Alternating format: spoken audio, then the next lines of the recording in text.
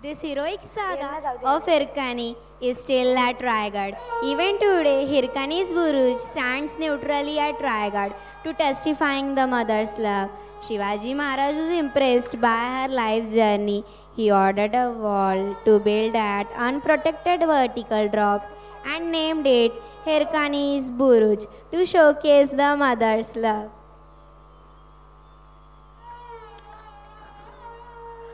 कलम नव्हते आणि कायदेही नव्हते कारण सिंहासनावरती होता महाराजा छत्रपती शिवाजी महाराज की जय भवानी जय शिवाजी। ही कथा आहे आपल्या बाळासाठी प्राण पणाला लावणाऱ्या धाडसी हिरकणीची। छत्रपती शिवाजी महाराजांनी हिंदवी स्वराज्याची स्थापना करून रायगडास मुख्य राजधानी बनवली।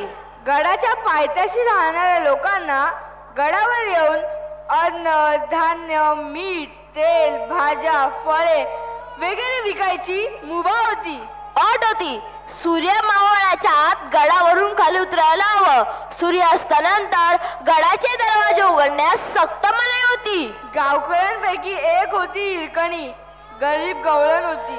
एका गावात ती तिच्या पती व बाळासह राहत होती। ही तिची आगळीवेगळी कहाणी। हो, मी हाय हिरकणी। माझ्याकडे 2 गाय आहेत। मी गायींचं दूध काढून पदराची माझ्या बाळाला घेऊन गडावर दूध विकायला जायचे। पण एके दिवशी माझ्या बाळाला लय ताप आला। बाळाला शांत झोपून आजींना सांगितले बाळाकडे ध्यान द्या आणि मग मी गेले गडावर दूध विकायला। गडावर येईपर्यंत दुपार झाली। दूध एके पातून संध्याकाळ झाली। दिस मावळला। मी निघतच होते तोवर मोठा आवाज आला, तो फॅनचा आवाज। म्हणजे गडाचे सर्व दरवाजे बंद होणार। मी धावतच दाराजवळ गेले। दार बंद झाले होते। मी जायला विनंत्या केल्या, पदर पसरले तरी दार नाही उघडले। मी काय करू? माझे बाळ, त्याला दूध प्यायचं असेल। दिवसभर दूध नाही आणि दरवाजा उद्याच उघडणार। मी काय करू, कसं करू? मला काय बी समजेना। मला एक खोल दरी दिसली। दरीच्या बाजूलाच माझे गाव होते, पण दरी लय खोल। पोटात गोळाच आला। पण माझे बाळ, मी ठरवले दरी उतरायची, जंगल पार करायचे आणि घरी जायचे। मी हळूहळू दरी उतरू लागले। वर निळे निळे आकाश लाखो चांदण्यांनी भरलेला आणि खाली खोल दरी। वाटेत साप सरडे किडे लय भय वाटे। कशी करून मी जंगलात आले तर रानडुक्कर जनावरं भेटली। मी त्यांच्याशी 2 हात केले आणि जीव हातात घेऊन घरी आले। बाळाला पाहून लय समाधान वाटले। बाळाला दूध पाजून शांत झोपवलं आणि झालेला सर्वात त्रास मनातून निघूनच गेला। साध्या भोळ्या पण धाडसी हिरकणीची कहाणी महाराजांच्या कानावर पोहोचली। महाराजांनी हिरकणीला गडावर बोलावून घेतले।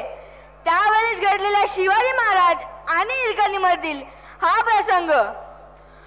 होशियार, खबरदार, महाराज येतात हो!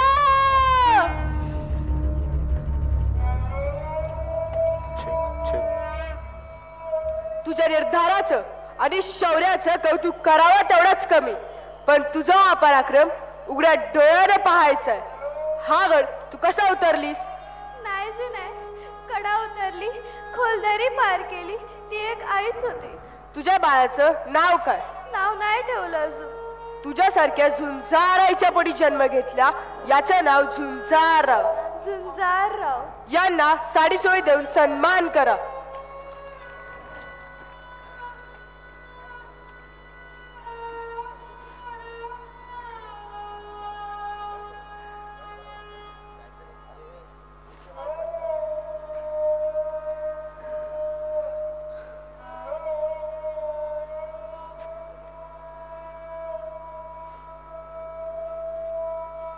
इंदुरकर नेते तातडीने बुरुज बांधायला घ्या.